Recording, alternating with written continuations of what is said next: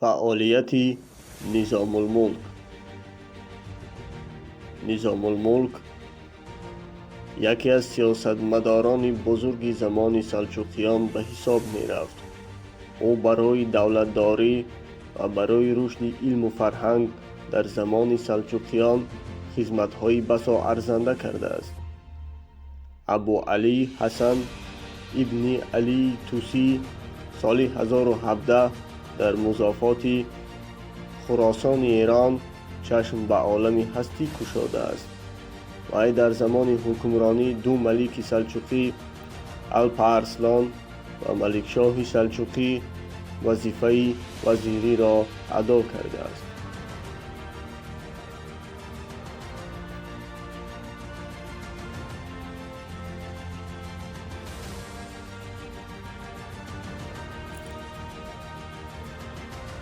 نظام‌الملک توسی قریب 30 سال وظیفه وزیری را اجرا کرده قسم زیادی سرکشان را سرکوب کرده است. در زمان وزیری وی تجارت، هنرمندی و کشاورزی رشد می کند. نظام‌الملک در زمان وزیریش مدرسه های زیادی را باز کرده است.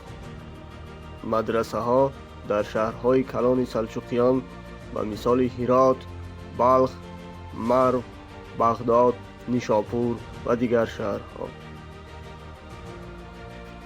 نظام‌الملک کتابی نوشته است با نام سیاستنامه که از 50 فصل عبارت است و این کتاب امروز با زبان‌های گوناگون ترجمه گردیده است. نظام‌الملک میگوید شاه باید عدالت، انصاف و مردم دوستی را داشته باشد. این پیشروی های نظام‌الملک به فتنه‌گران پسند نآمد.